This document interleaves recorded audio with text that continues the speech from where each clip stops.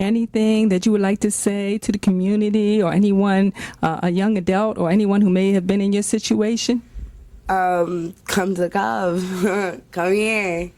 This is a place you can get on top here. You can actually do it on your own and actually have something for yourself and not be living on a minimum wage job in a room or apartment. Have a house, have a career. Look towards the future, not just now. So. We're here with Crystal, and she has a very interesting story to share with us. Well, my experience with homelessness unfortunately started when I was very young. My parents are both drug addicts and separated when I was 6, I believe.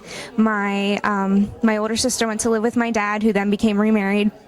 Me and my younger sister went through the system with my mom. We spent some time in a women's shelter in Glassboro, New Jersey, and we spent plenty of time on friends and family members' floors, if we were lucky, sometimes a couch. We spent a lot of time in what was referred to as a HUD hotel earlier in the evening. I can't really imagine things much worse than that. And when I was around 13, my uncle, my dad's brother, was kind enough to take me and my younger sister to Coney Island and help with the homeless shelter that was there. It was more of a church that allowed people to receive mail there and establish a residence so that they could have a resume, be able to put down a phone number and an address on job applications and things of that nature. And so it was really heartwarming to be on the other side, since we had been helped so much when I was younger by anybody and everybody. It was really awesome to be able to give back to the people that had essentially given to me when I needed it.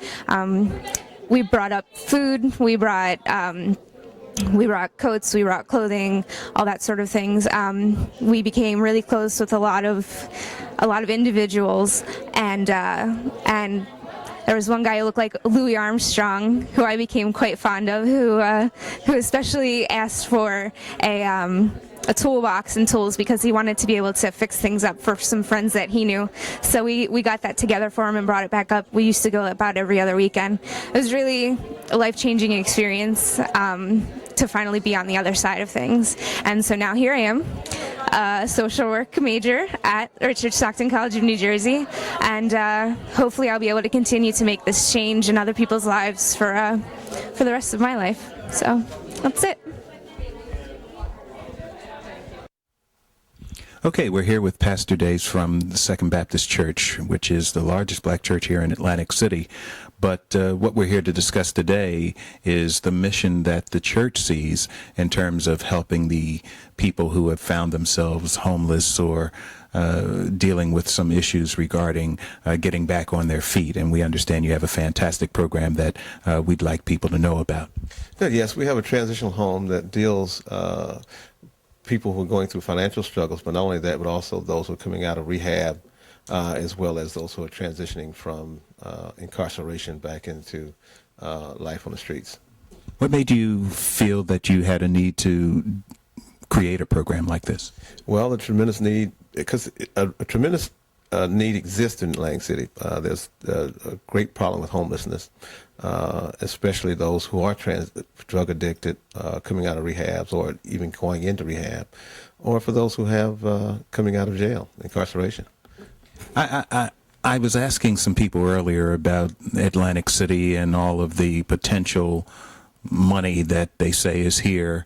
Why in the world would we have issues like this that we are dealing with? Do you think that government and other sources have done enough to try to address this issue, or do you think that you are a conduit to what government is doing? Well, I think we're an addition to what government is doing. I don't know if government is doing enough. I mean, there's a lot of problems that, impact homelessness. And being the kind of 24-hour city we have, a lot of mental health issues play into part, drug problems coming in. And of course, we've got a high amount of people who have been incarcerated. And when you've got incarceration and they can't get employed, or they've got drug addiction, can't get employed, you're going to wind up with a lot of homeless people. How do people qualify to get into your transition home, Pastor? It's very simple. Mostly incarceration or homelessness. We do have a process to go through, but mostly we try to deal with those people who have fallen through the cracks, who've been incarcerated many times, and then we try to put in place counseling, also with job assistance, training and mentoring. The same thing with those who are in drug addiction. We send addicts to about 10 different places across the country, and we pay for their trip. We keep in touch with them while they're away, and when they come back, then we try to find a place for them to come and stay. You would think that in dealing with some of these issues that you might have a better understanding of the ebb and flow of the situation. Are you seeing an improvement? Are the numbers increasing? Oh, the numbers are increasing. We've got a lot of success stories. People who've come in who are homeless, now working, married, homeowners, business owners. But we have a lot of people who, just can't get it together. They don't have enough drug treatment programs locally. We probably send about 60 people away a year. At those people who don't have insurance, don't have any family support, who've been in drug treatment programs 3, 4, 5 times that people are just giving up on. Those are the kinds of people that we normally deal with, those who have become dire straits, hit the bottom, and nowhere else to go. Now, we are talking mostly about programs that help the people, from their physical situation. But your church, what kind of outreach do you do in terms of their spiritual needs? Oh, well, we think that we have a holistic approach to ministry. We try to deal with social issues, emotional issues, physical issues, as well as spiritual issues, because all those areas have to be addressed if you're going to reach the whole man. And I think that's why we've had so much success, because we deal with the whole spiritual need of man as well as the physical needs of man, and we really look at. It's been very successful. Now we've had, just like any other program, you have a lot of people that recidivism that happens, but in large part we've been very successful. Are there any efforts right now to try to put together a coalition of various agencies and organizations that might be able to address more specifically the homeless problem? Well, we always use the various agencies and we network with them, but there's no concerted effort. Right now I am speaking with the Justice Department in trying to do something. We're looking at doing another type of housing just for those who will be who will be coming out of the judicial system, because that's another issue with those who are coming out of county or state prison, and there's nowhere for them to go. And if there's nowhere for them to go, they're going back to the streets. They're going to do what they're going to do to get to money, because people have to eat. People are going to do what they're going to have to do to eat. And so those are some things that we're now looking at, branching into those areas, trying to fill that particular niche. And one last question, because you said something about men. Is this strictly for men? Right now, all we have is for men. Our goal is to do something secondarily for those coming out of the judicial system, but then we're also looking at doing one for women. There used to be some things going on for women, but not now in the area. So that's the next thing that we're going to be doing. How about yourself? How did you end up homeless? No safety net. I have no family, and it was a systematic chain of events, and with nobody to back, absolutely nobody to call. What do you do? And once you're here, you're stuck. You don't have a phone, you don't have an address, you don't. It's a catch-22. Right. You need these things to get a job, but you can't get a job because you don't have these things. And so once you're stuck, it's very hard to pull yourself back out. So do you have a hard time when you say you panhandle? Do you have a hard time doing it? Yes. It's a struggle. It's a nickel and dime job. Yeah. What are some of the responses that you get from people? Oh my God, we were talking about this the other day. Yeah, My favorite one is this. Just ignore you. The ignoring is kind of the worst, or get a job, or They don't say nothing. Get a job. Yeah. And just a whole lot of I don't got no change. Yo, I have no sense. That's my favorite one. I got no sense. I can tell.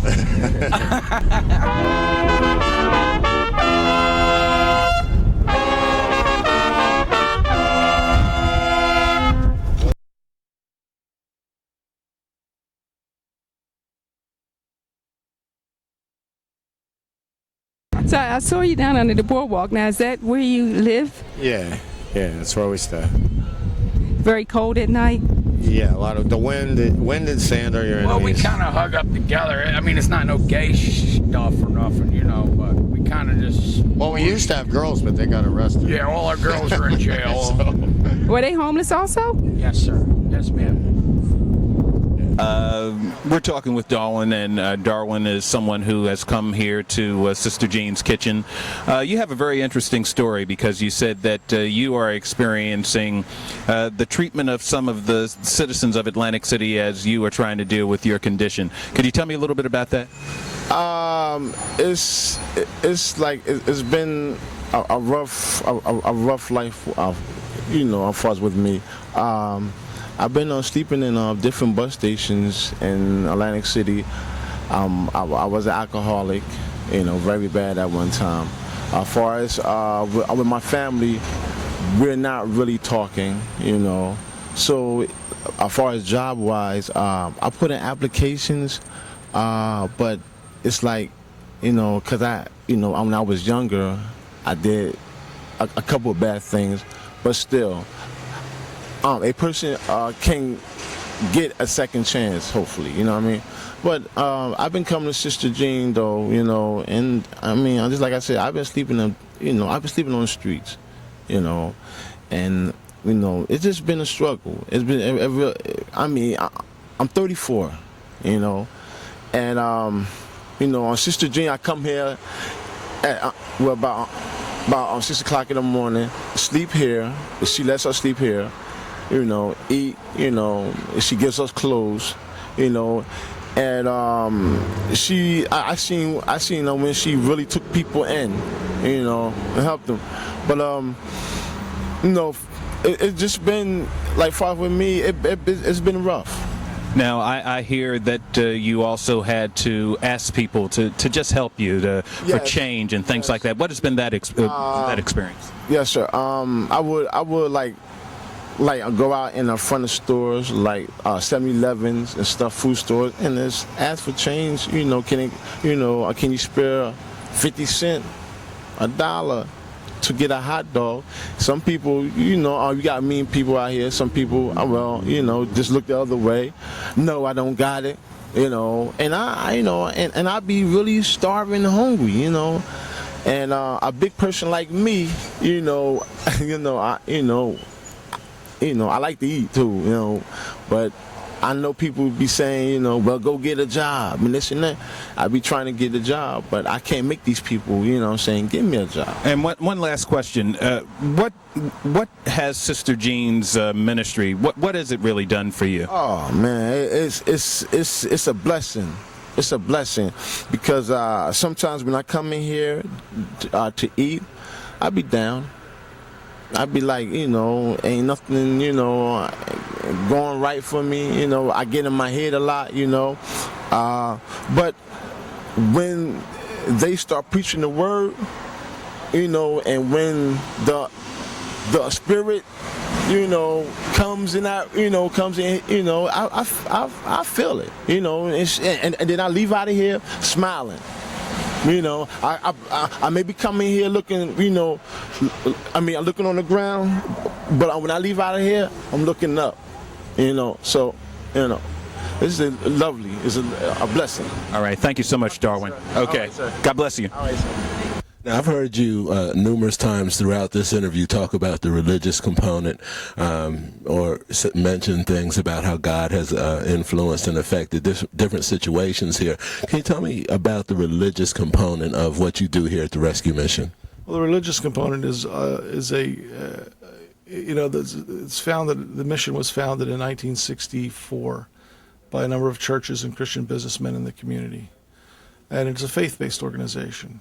It's a Christian. It's its foundational building blocks, and it's fulfilling the requirement that Jesus says to care and love for the poor, and to help your fellow man, and to love your neighbor as yourself.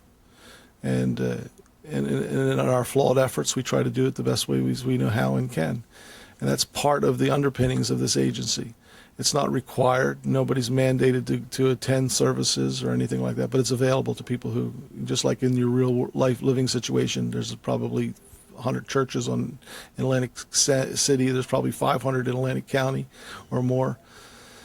It's available if you want to walk in, and it's there for you. And so that's kind of what it's about, Just so happens that that's what Anwar chose to do. Like I was saying, he said, "Why are you the way you are? Why do you care about me?"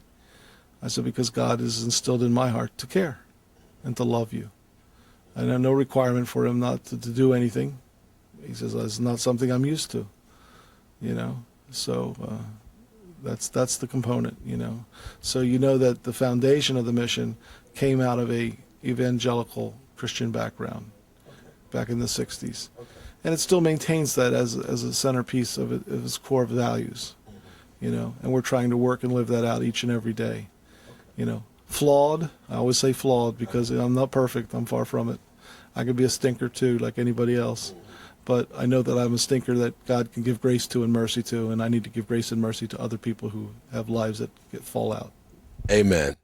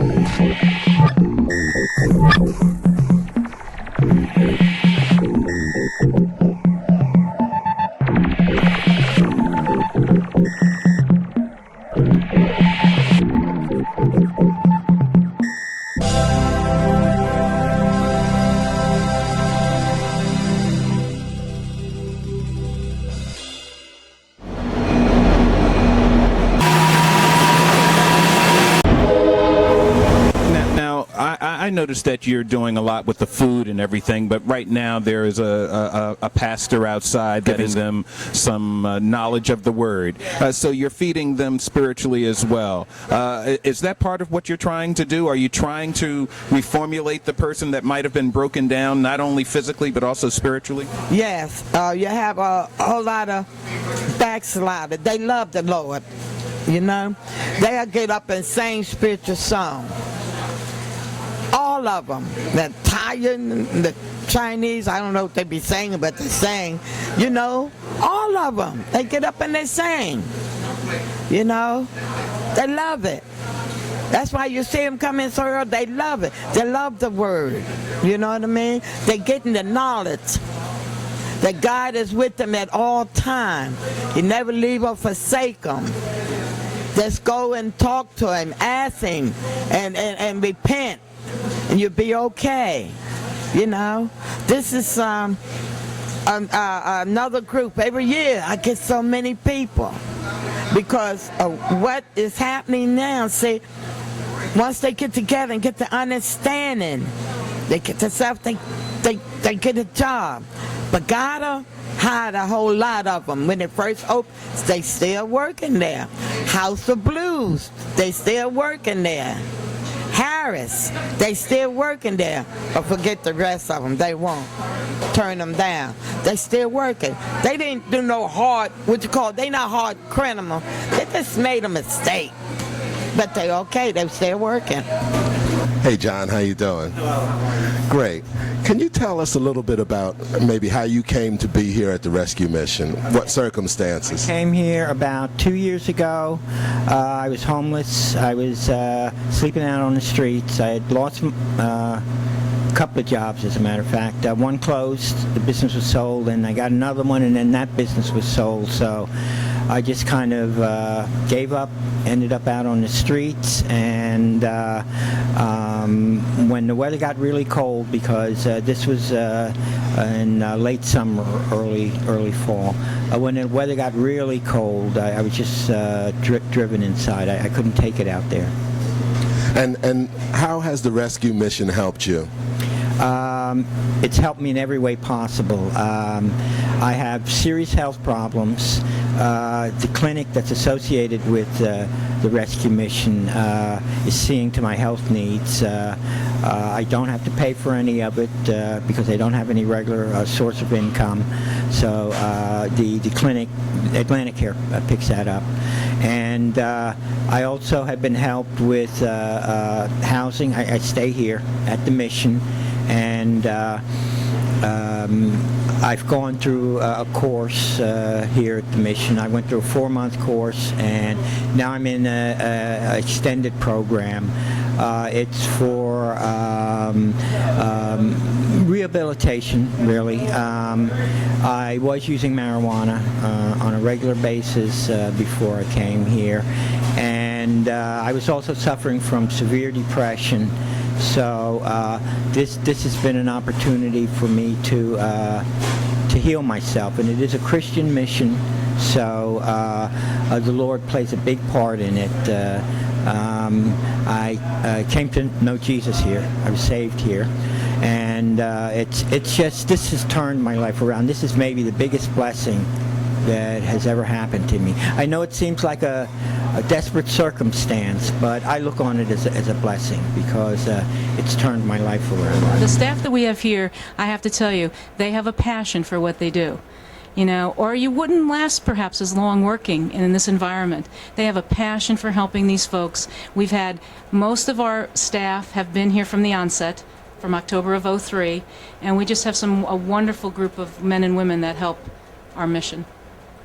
Well, this is such a pleasure to interview you and to meet you and your staff, and just to know that you're here. Now, you've been doing all this great work all this time, and I myself didn't know, perhaps others didn't know, so I think it's really great that we would learn such great work is being done so quietly. Oh, thank you so much. We're really proud of our work.